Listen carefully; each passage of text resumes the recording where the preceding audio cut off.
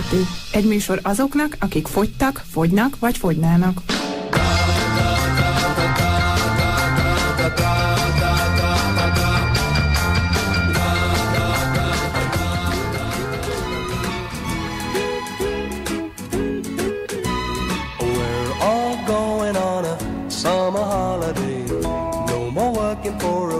Or two, fun and laughter on a summer holiday. No more worries for me or you. Jó estét kívánok! A mikrofonnál Horváth István, munkatársam Varga János. Folytatjuk a Duci divattal kapcsolatos sorozatot, most egy frissen végzett divattervező mondja el a véleményét a témában. Horváth Anna Londonban tanult és elkötelezett a teltkarcsú költözködését illetően. Ön dönt, iszik vagy beteg. Mai adásunkban többször is lesz szó az elegendő vízivásáról. Nem csak azért, mert itt a kánikula, ezt a jegyzetet figyelemfelkeltő szándékkal írtam. Svájcban élő kolléganőm Mirko Györgyi mondja el jó tanácsait, mit együnk, mit ne együnk, mit tegyünk, mit ne tegyünk, ha 30 fok feletti a hőmérséklet. Csáki Krisztina beszél arról, hogyan lehet feloldani a túlsúlyos klubtagok gátlásait. Aki hízni szeretne, mind ide jöjjön, és hallgassa figyelmesen dr. Fekete Beatrix háziorvost. Az utolsó felvételen Koncz Amália beszél a vízfogyasztás egészségügyi hatásairól.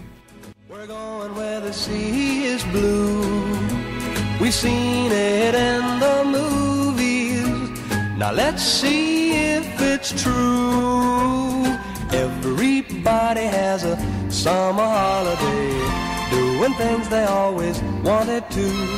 So we're going on a summer holiday to make our dreams come true, for me and you.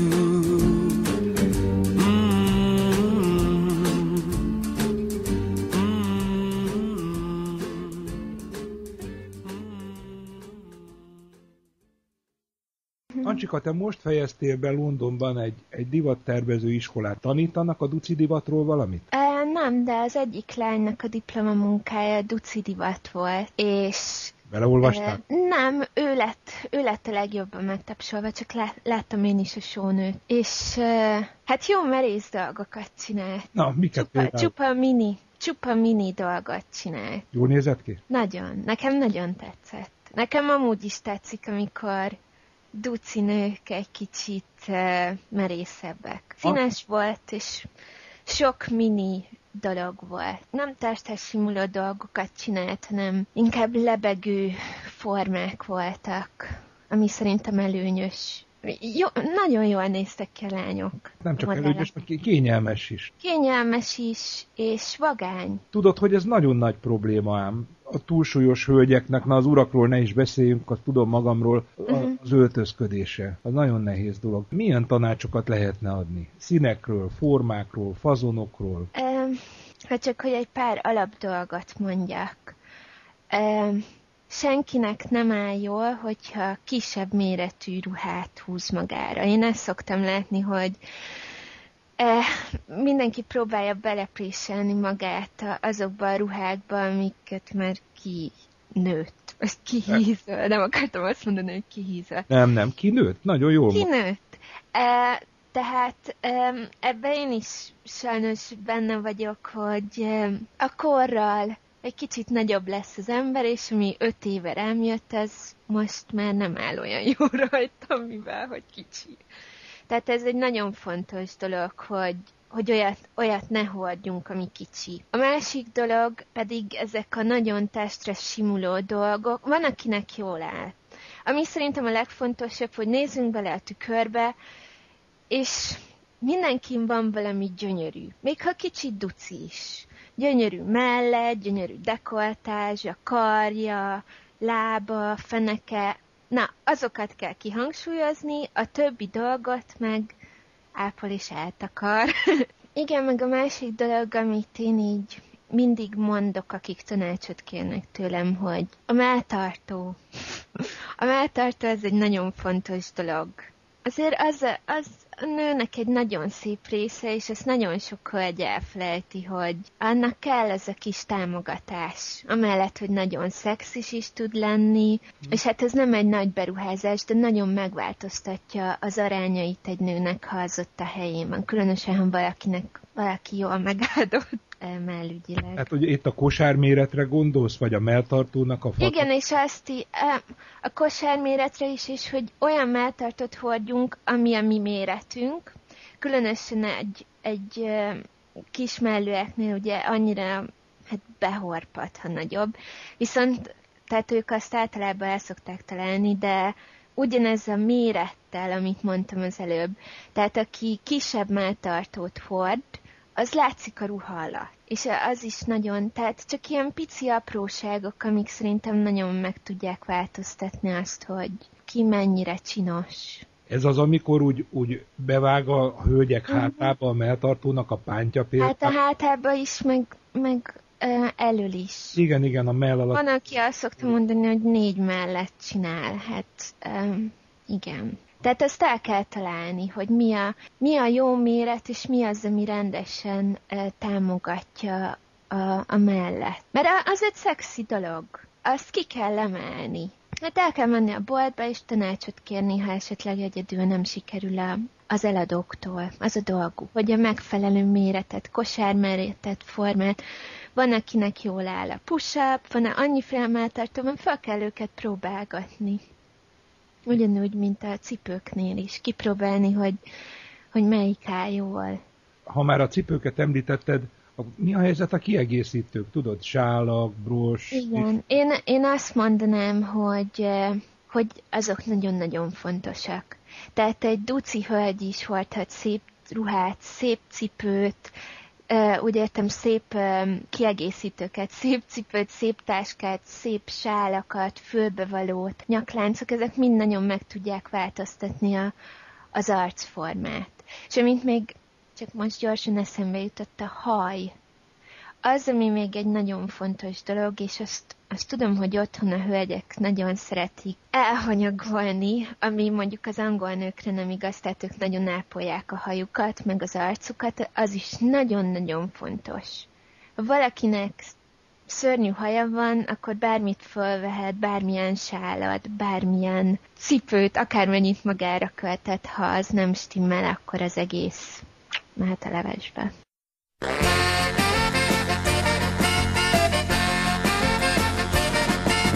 Fontos nyelv az angol, rájöttem magamtól, és kerestem egy jó tanárt. Gyakorlom is szépen 3-szor egy héten az IM-et és a UR-t. Az órát kedvel töltöm, mert kedves a tanárnőm, jól megtanít angolul. Mégis egyik este fontos kérdésére ennyit mondtam válaszul.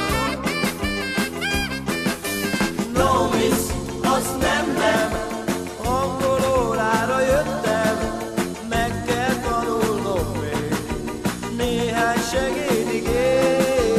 No miss, az nem, angol órára jöttem, majd a vizsgák után máshogy felelek talán.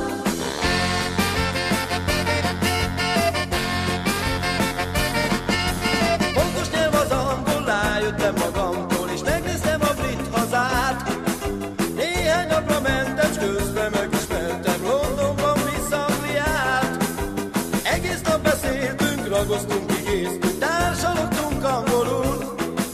Ám a búcsú este fontos kérdésére ennyit mondtam válaszul. No miss, az nem, angol órára jöttem, meg kell tanulnom még néhány segédigét. No miss, az nem, angol órára jöttem, majd a vizsgák után máshogy felelek talán.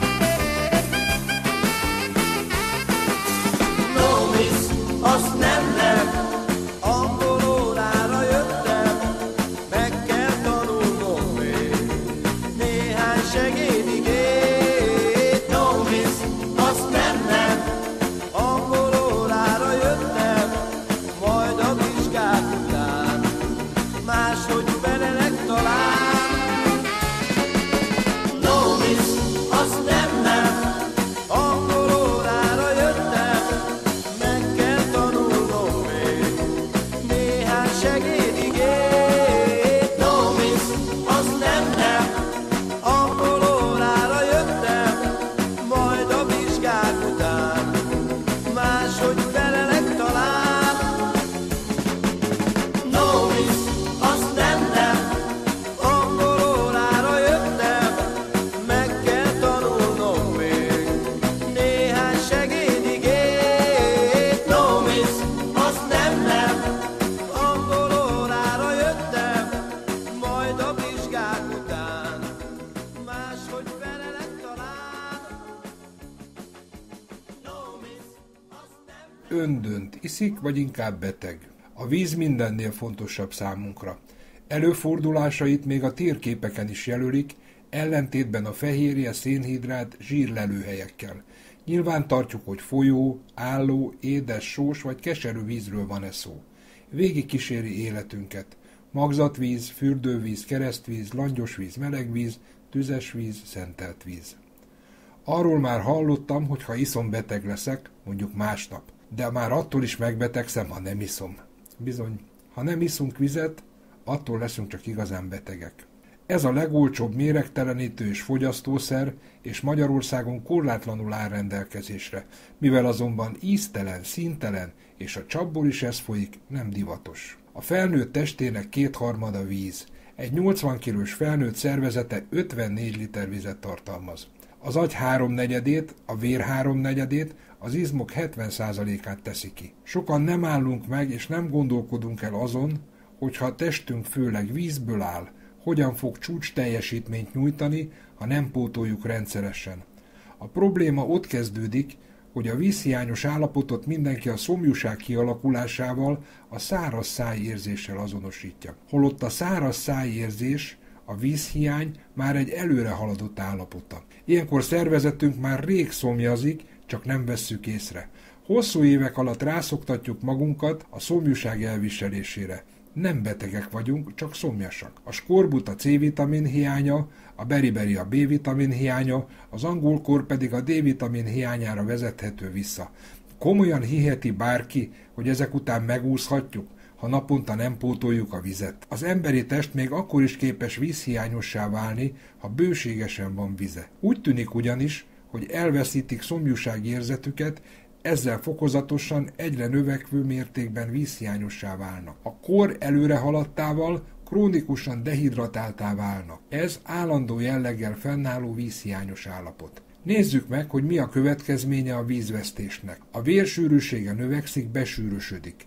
A szívnek percenként 3-5 ütéssel többet kell végeznie ahhoz, hogy a sűrűbb vért a sejtekhez pumpálja, és a sejtek az izommunkához szükséges oxigénhez továbbra is hozzájussanak. 3-5 ütés az 8-10%-os többletmunka a szívnek. A növekvő kálium koncentráció miatti szomjúságérzet már egy elkésett jelzés. Ilyenkor a vízvesztés már nagyobb, mint a testtömeg 1%-a, ami körülbelül 3/4 liter víz hiányát jelzi. Néhány szó a szomjúságérzetről. Minél idősebb valaki, annál kisebb a szomjúságérzete, ezért idősebb korban fokozottabban kell figyelni a folyadékpótlásra. A szomjúságérzet alapján a tényleges vízvesztésnek csak felét vagyunk képesek pótolni. A fizikai terhelés részben elnyomja a szomjúságot, nem figyelünk oda annyira, így ha dolgozunk, akkor szándékosan fordítsunk figyelmet a rendszeres folyadékpótlásra. Érdekesség, intenzív sporttevékenység közben, különösen nagy melegben, a vízvesztés mértéke elérheti a 2 litert óránként. Nézzük meg, hogy milyen tünetekkel jár a vízvesztés. Szomjúság, türelmetlenség, étvágytalanság, bőrpír, emelkedett pulzusszám, émeigés. Ez 1-5%-os folyadékvesztést jelent. Ha 6-10%-át veszítjük el a szükséges folyadéknak, szédülést, fejfájást, nehéz légzést, a végtagok bizsergését, magas vérsűrűséget, nehéz nyálképződést, nehézkes beszédet tapasztalunk. Izomgörcsök, homályos látás, nyelési nehézség, nagyothallás, fájdalmas vizelés, érzéketlen, ráncos bőr, ez bizony 10-20%-os folyadékveszteségre utal. Egy átlagos ember naponta majdnem 2,5 liter vizet veszít. Verítékezéssel fél litert, kilégzéssel 3,5 decit, széklettel 1,5 decit, vizelettel 1,5 litert, így jön ki a 2,5 liter naponta. Amint látszik, pusztán izzadással és légzéssel majdnem 1 liter folyadékot veszítünk, természetesen ez függ a hőmérséklettől.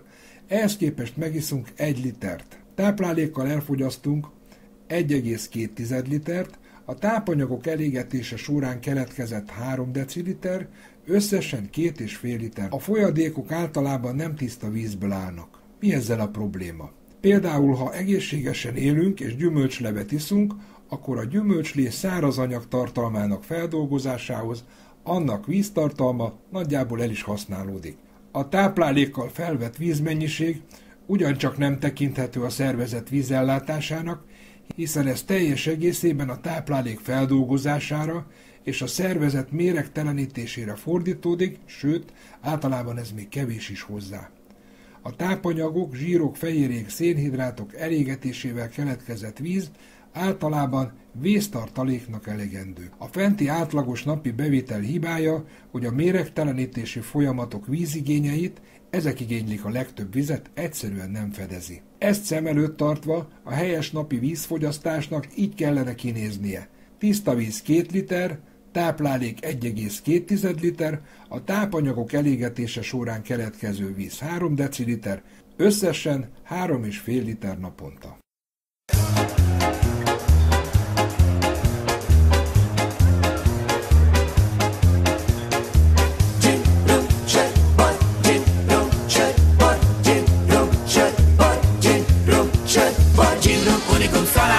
Sörbor, subi-dubi, akármi, az ajtót tessék kitárni.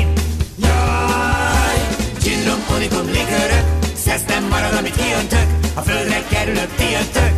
Jaj, férfi, a szesz elől nem tér ki, kiláthat félszeg, annak jobb, hogyha részeg, de délceg. Gin-rum, unikum, konyak megy, a vodka leszalad, a konyak megy, dajdaj, sohasem halunk meg.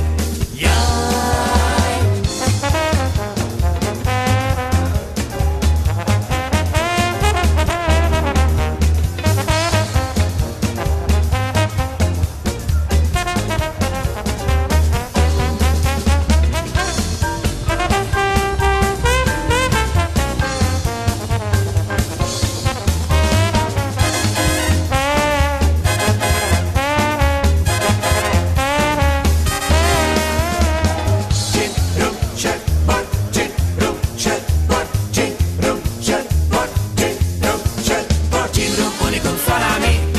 Subi-dubi, akármi, az ajtót tessék kitárni. Jaj, gin-rum, unikum, likőrök, szesz nem marad, amit kiöntök, a földre kerülök, ti jöttök.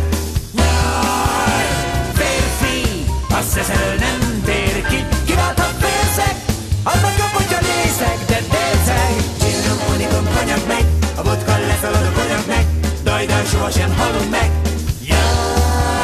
A multi, ultimátum, sokadik a kupica, de ugyanaz a dátum. Good mood, martinibe, mártonibe, a rude mood nem tud ugye ártani, csak irapi Amerika, az Erika, Amerika, poharukat emelik, a műre és az igazira, fara, muci, fara, tere, fere, laza, para,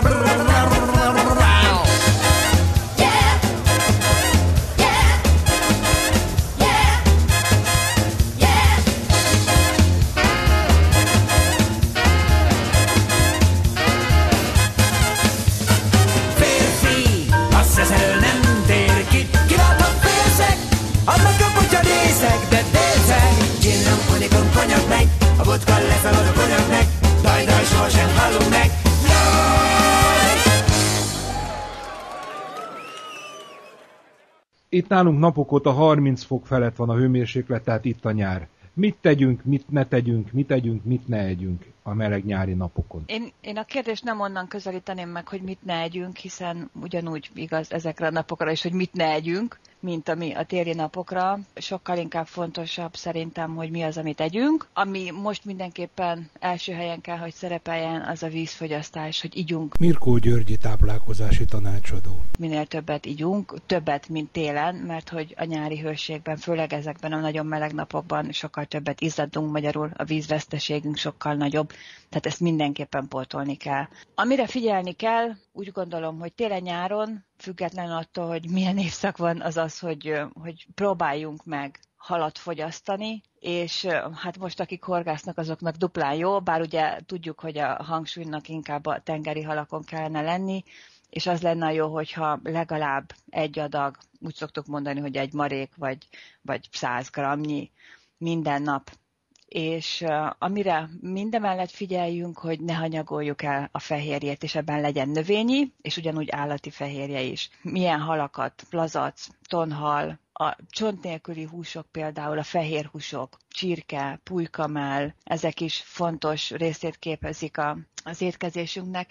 És ugye hát nyáron ebben a nagy melegben sokkal könnyebb ételeket kívánunk, mint amúgy télen. Amire ugyancsak figyelni kell, hogy nem eszünk elegendő rostot, figyelni kellene, hogy rostban gazdag ételeket együnk, és hát erre most tényleg itt a lehető legjobb időszak, a rengeteg gyümölcs, zöldség, amit frissen meg lehet enni. Figyeljünk arra, hogy olyan zöldségeket, gyümölcsöket együnk, amit a helyi piacon, és itt a piacon van a hangsúly, ne a nagy bevásárlóközpontokban, hanem tényleg vegyük magunknak a fáradtságot és az időt, és menjünk ki a piacra, azért, mert a piacon olyan gyümölcsöket, meg zöldségeket tudunk venni, amik még éjszaka a fán vagy a földön voltak. Magyarul a raktározási, szállítási idő az egészen minimális, és ugye nagyon fontos a vitaminok szempontjából, hogy gyorsan jusson, gyorsan kerüljön az asztalunkra, minél frissebben fogyasszuk őket, hogy minél több vitamin tartalmazzon, minél kevesebb legyen a veszteség, és ugye, hogyha a nagy bevásárlóközpontokba megyünk, akkor azok, amiket ott kapunk, azok jó ideje általában már úton vannak. Arra figyeljünk még, ugye ezt a helyi piaccal meg is oldjuk, hogy olyan zöldségeket, gyümölcsöket tudunk fogyasztani, főleg ebben a nyári időszakban, ami ott terem a közvetlen környezetünkbe. Tehát mondjunk le ilyenkor a banánról, meg mondjunk le a narancsról például, mert azokat messziről hozzák. Tényleg használjuk ki azt a lehetőséget, hogy gyorsan lehet elérni ezeket a nagyon klassz vitaminforrásokat. Főzzünk egészséges ételeket nyáron is, ugyanúgy, mint ahogy télen, és tényleg próbáljuk meg azt, hogy zöldségekből készült ételeket használjunk. Azokat főzzük. Nagyon-nagyon figyeljünk arra, hogy a vízfogyasztásunk elegendő legyen, próbáljuk elkerülni a koffeint, és hát mozogjunk sokat. Itt az az időszak van most, amikor úszni lehet nagyon-nagyon sokat, menjünk a víz közelébe, és mozogjunk. Főleg azok, akik túlsúlyosak, azoknak jót tesz az úszás, ugye, mert sokkal kevésbé terheli meg az ízületeket, és ha már mozgunk, akkor aktív életet élünk, mindenképpen pluszban növeljük meg a fehérjét, a szénhidrát bevitelt, a zöldségeknek a mennyiségét, tényleg nem győzöm elégszer hangsúlyozni. Szerintem, hogyha odafigyelünk arra, hogy elegendő vizet, elegendő zöldséget fogyasszunk, akkor jó úton vagyunk. Próbáljuk meg kikerülni az egészségtelen köztes étkezéseket, rákcsálnivalókat, édességeket, azzal, hogy törekedjünk arra, hogy olyan ételeket fogyasszunk, amik telítettségérzetet biztosítanak, azzal, hogy ha mindenáron éhesek vagyunk, akkor gyümölcsöt együnk inkább, kerüljük az egészségtelen gyors ételeket, de hát ezeket télen is célszerű elkerülni. Tényleg használjuk ki, hogy most gyümölcsöt tudunk enni, vagy ha mást kívánunk, akkor alacsony zsírtartalmú jogurtot, és magas fehérje tartalmú ételeket. Mi az, dörög az ég? Korog a gyomrom. Éhes vagy? Miért nem szólsz? Nyitok egy kifőzést.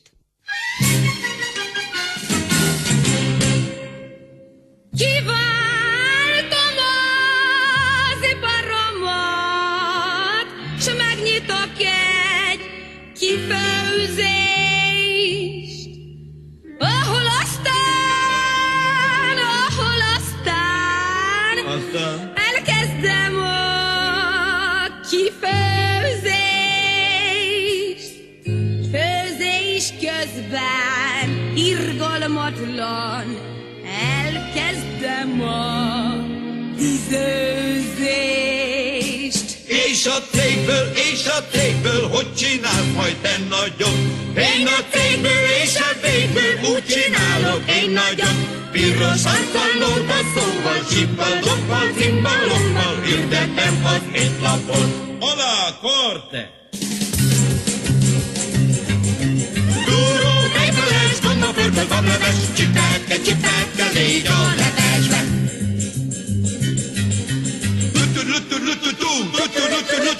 Húskál, marmalád, brukli, macskalád, ugorga, benne tettő cukorka. Borcsört kívánságra pohárba töltök, de inkább ajánlom a narancsízi szörpet. Jó, iszad! Téli szalámi, szinte neked a báli, dörömész. A mai étlap kész. Látsz majd ott a kifőzésben nagy szinkópás mulatás. S egyszer engem utolér majd Utó, bizony! a tehetség kutatás. Nagy betűkkel hirdetik majd az étlapon a nevet. Erdő mellett nem jó lakni, nem ihatunk eleget. Amit főzök, meglássátok, a vendégnek imponál. Tessék gyorsan fagyasztani, mindjárt itt lesz a kölyál. Addig is még ide érnek, nem lopjuk mi a napot. Piros arcallóda szóval hirdetjük az étlapot. Elé, Korte! Gyúró, tejfeles, gomba, pörkölt, bableves, csipelke, légy a lehelbe.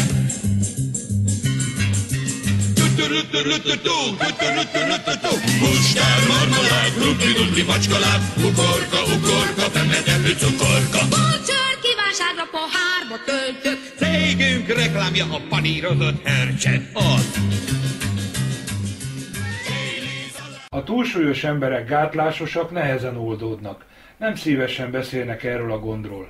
Ehhez jön még a gyakori koplalás és az ezt követő sikertelenség. De lehet ezt másképp is csinálni. Tapasztalt klubvezető megszívlelendő mondatai következnek Csáky Krisztina Budapestről.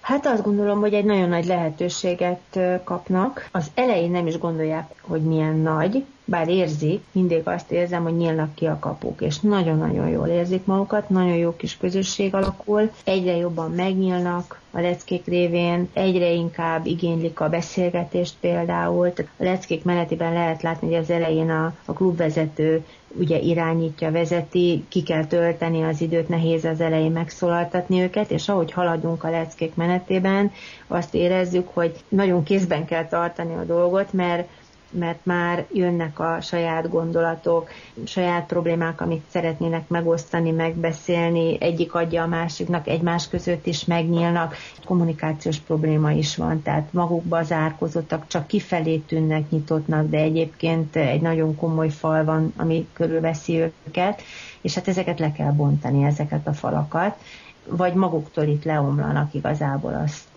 talán még jobb is, hogyha ezt mondom, hogy leomlanak. Szép lassan elkezdenek fogyni. Ez a nagyon fontos dolog, hogy jönnek az eredmények. Egyszerre, hirtelen egy csomó mindent megtapasztalnak. Tehát már rögtön az első lecke után megtapasztalják, hogy nem éhesek. Márpedig a fogyókuráknak a 90%-a tényleg arról szól, hogy éheztetik. Tehát itt rögtön az első lecke után az a döbbenet, hogy végre egyszer nem éreztem éhséget, hogy nem az keringett a fejem fölött, hogy korog a gyomrom, hogy nem a mérleg le kell ugrálni, hanem az egy fantasztikus dolog, hogy körbeforog a szoknya rajtam, hogy be tudom gombolni a nadrágomat, hogy nincsenek hurkák a pulóveremen, főleg ugye azért a súlyfejtő klubokban tudom, hogy te férfi vagy, de mégis azt hiszem szerintem 80%-ában az arány az a nők felé billen. Senkit nem érdekel, nincs senkinek a homlokára írva, hogy 102 kiló, de a fenekére rá van írva, hogy hányas ruhaméret. Tehát, hogyha ő azt látja, hogy lötyög rajta a pulóver, lötyög rajta a szoknya, lötyög rajta a nadrág, hogy belenéz a tükörbe, és csinosabb, és oldalt is tud fordulni, mert nem egy hordódudorodik ott ki, hanem egyszerűen laposodik a hasa, és tényleg ez így van, hogy néhány nap után már centis fogyás van, hát ez valami csodálatos dolog tényleg. Tehát látvány és érzés egyszerre, hogy vékonyabb és nem éhes. Hát most mi kell ennél több? Hát ezt lehet csinálni akármeddig.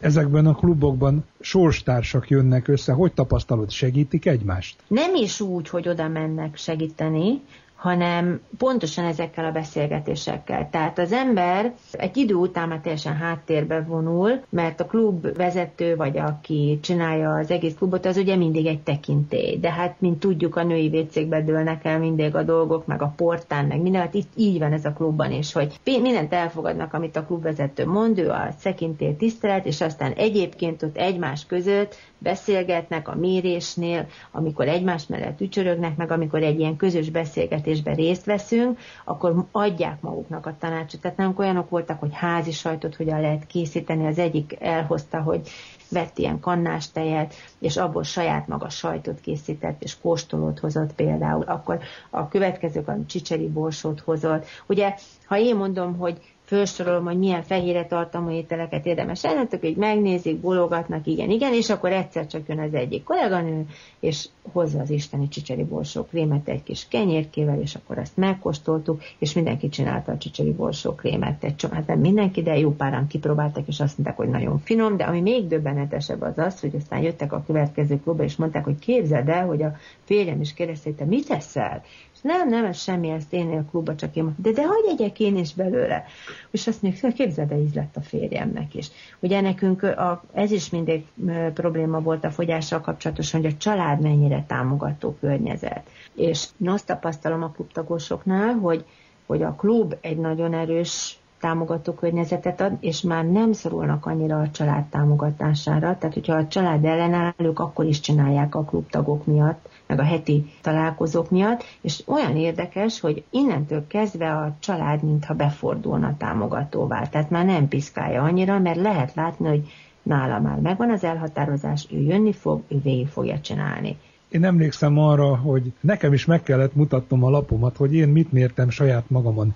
Így van, hát ez egy nagyon fontos, hogy a klubvezető, annak példát kell mutatni mindenképpen. Tehát én pedagógusként azt is gondolom, hogy megérezem azt, hogy mi van reggel, mi van akkor, amikor én azt javaslom neki, hogy ő reggel igyon folyadék, nekem is meg kell csinálni, mert akkor fogom tudni, hogy mi az ő problémája. Hogyha én nem tudom megcsinálni, akkor nem várhatom el tőle, hogy ő megcsinálja. Úgyhogy nekem is bizony az eredményeket prezentálnom kell, érezni kell, meg kell mondanom, hogy hol voltak a nehézségeim, és én magam sem gondoltam, pedig elég régóta foglalkozom már embereknek a testsúlyának a szabályozásával, hogy a stressznek micsoda erős szerepe van, és amíg ez nem fedeződik fel önmaga számára, az mennyire hátráltatni tudja a fogyást. Úgyhogy méltatlanul háttérben van ez a szerep, és hát itt aztán gurgulázó nevetések voltak, és viccek, és annyira felszabadult volt mindenki, és annyira őszintén megnyíltak, és egy nagyon érdekes tapasztalatom volt, hogy tényleg az ember idegen környezetben jobban el tudja talán mondani a problémáit, mint a családi környezetében, vagy a baráti környezetben, mert végül is olyan problémák kerültek napvilágra, amit talán máshol nem ismernek elmondani, hiszen mi nem ismerjük azt a környezetet, ahol élnek, és sokszor mondják, hogy ugye ez a kimondott szó, ez már föl fog szabadítani egy-két dolgot, másrészt meg látja mindenki, hogy másnak is van gondja, baja, és hát ezzel együtt kell ezt megoldani. Úgyhogy ez a 10. lecke volt nálunk, és már most úgy éreztem, hogy bizony sok folytatója lesz a következő kluboknak, hiszen részt vesznek, érzik, hogy ez egy folyamat, és könnyebb ebbe a folyamatba részt venniük, hogyha együtt vagyunk, és egymást segítjük, mint hogyha magára marad egyedül. Hiszen a kezébe vannak az anyagok, már tulajdonképpen mindent tudnak csinálni, de a közösségnek az ereje az gyakorlatilag látható, hogy mennyire meg tudja sokszorozni a pozitív eredményeket és a jó fogyást.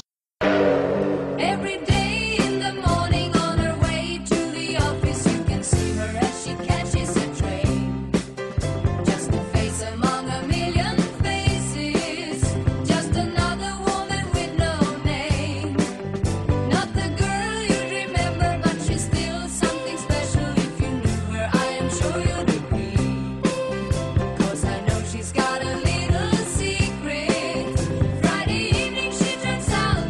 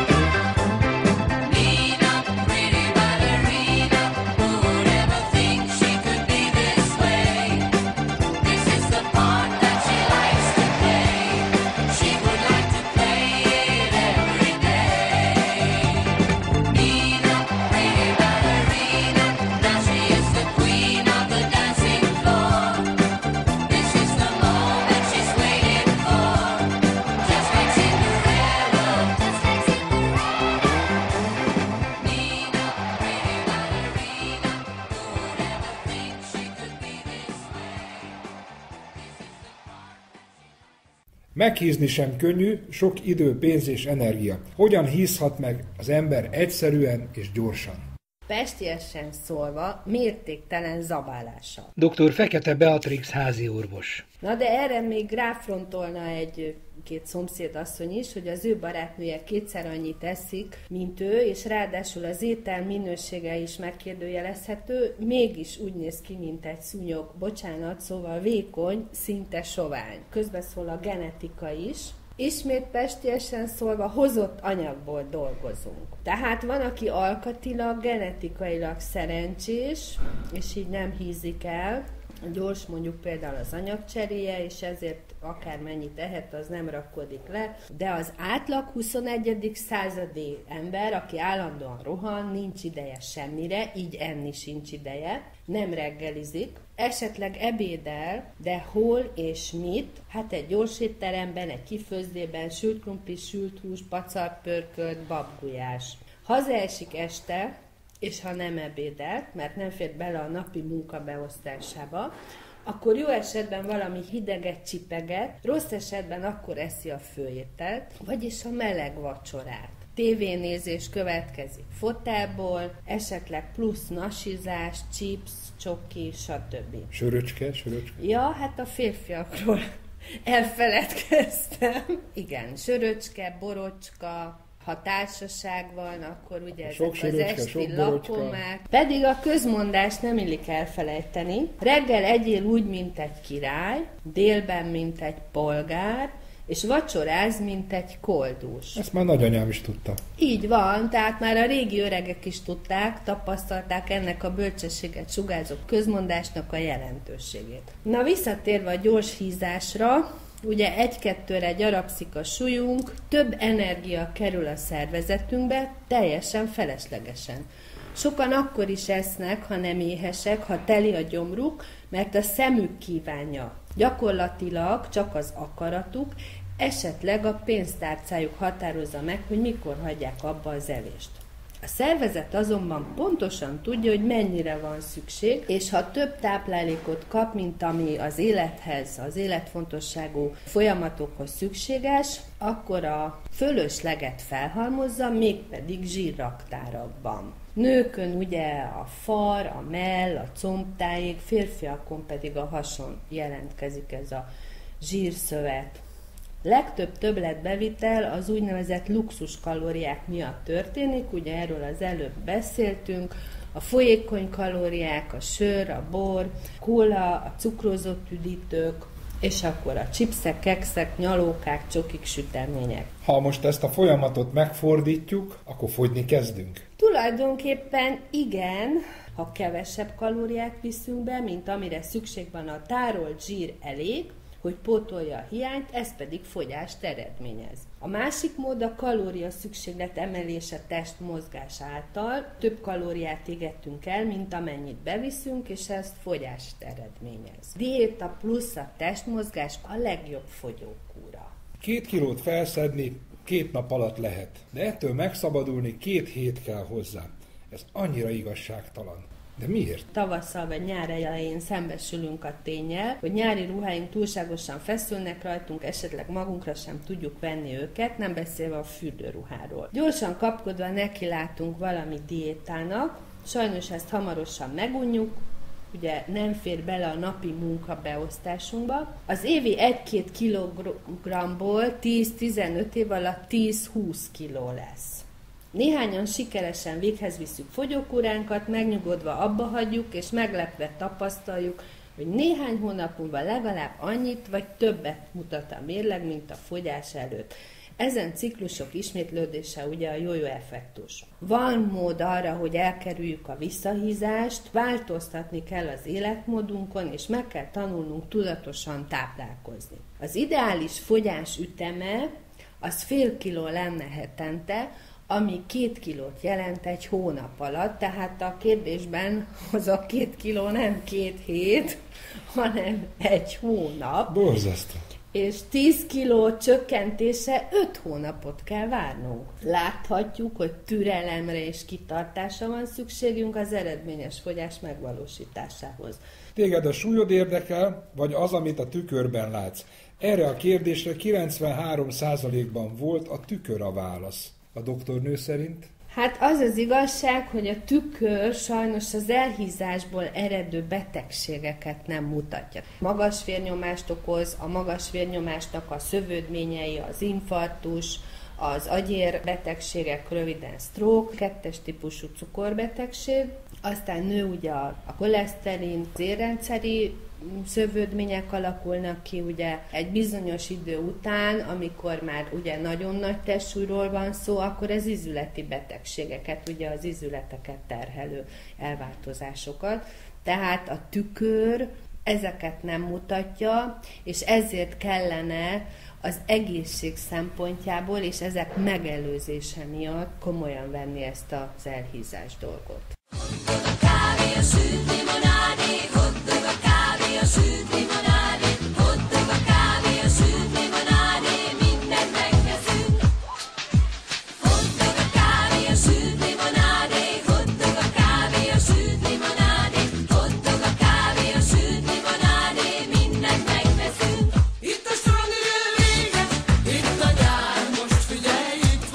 Itt a nyár szombaton délre, itt a nyár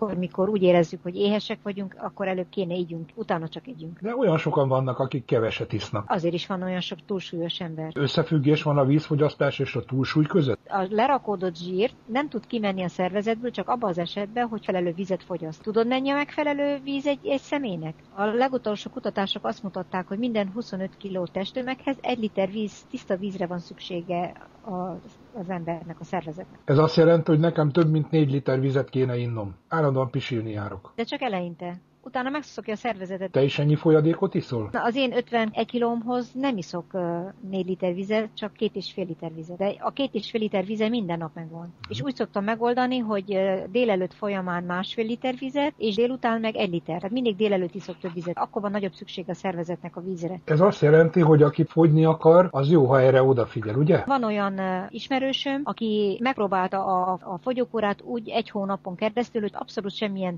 külön terméket nem fogyasztott, a táplálkozása maradt a régi, de több vizet fogyasztott, mint általában, és szépen kezdtek lefele menni a centi. Kilók nem is annyira, az is, de inkább a centi a derékbőségnél. A fogyókúránál akkor talán ez az egyik legnehezebb dolog, nem? Hogy megfelelő mennyiségű folyadékot igyunk. Minden vevőmnek szoktam mondani, hogy ne várjon csodát, ne egyik napról a másikra kezdjen el 4 liter vizet inni, hanem fokozatosan. Minden nap többet és többet, mindig legyen maga előtt a víz. Közvetlen evés előtt igyanak meg egy 4 liter vizet, mert a víz telítettséget okoz. Mi van, ha nem iszunk megfelelő mennyiségű vizet? Fejfájás. Az a legelső dolog, ami és természetesen a súlygyarapodás. Hízunk? Persze, rögtön lehet hízni emiatt, mivel hogy lerakódik a zsír, és nem tud kimenni a szervezetből. Meg talán ilyenkor a szervezet raktároz is vizet, nem, ha kevesebb folyadékhoz jut. Raktároz, de nagyon oda kell figyelni erre a vízfogyasztásra. Minél több vizet használunk, annál jobban megy az emésztés. A víz normalizálja a testhőmérsékletet is. Csapvizet igyunk, ásványvizet, szénsavas ásványvizet, végülis mit igyunk? Palackozott vizet, mert a csapi víz az klórral van fertőtlenítve. Ha esetleg valaki olyan helyen él, ahol iható, normális csapvíz van, azért azt ihat, nem? Minden víznek van egy bizonyos pH-ja. Az meg kell legyen 7,4. És ez általában a palackokon írja. Azon a palackon, amelyiken nem írja, az azt jelenti, hogy nincs meg a 7,4 pH-ja. Értem, hát akkor a csapvíz nem játszik, mert ugye annak biztos, hogy nincs meg. Biztos nincsen, biztos, és klórral fertőtlenítik. Amália, hogy foglalnád össze a fogynivágyóknak a vízfogyasztással kapcsolatos tudnivalókat? A víz az egy dolog, hogy fontosabb, főleg annak, aki fogyni akar, fontosabb, mint az élelem. Több vizet kell inni nap, mint nap, és mindig kevesebb és kevesebb táplálékot kell magukhoz vegyenek. Azokról beszélünk, akik fogyni akarnak. Mindig legyen maguk mellett, és folyamatosan igyák. Azok, akik nem bírják meginni az üres vizet, és azoknak azt szoktam ajánlani, hogy tegyen egy kevés aloe koncentrátumot a vízbe, és egy kicsit megváltoztatja az ízét, és sokkal nagyobb a hatása. Sőt, az, aki termojaktív koncentrátum teját iszik, az még nagyon rövid időn belül leszokik a kávéról is. Ezt kipróbálom. Javítja az anyagcserét például. Növeli az energiát, és kevés vizet fogyasztasz, akkor pánikba esik, és nem engedi, hogy a víz kimenjen a szervezetből. Fejfájásról arról beszéltünk, hogy csökkenti a fejfájást, segít csökkenteni a magas vérnyomást például a víz. Koleszterin szintet is segít csökkenteni.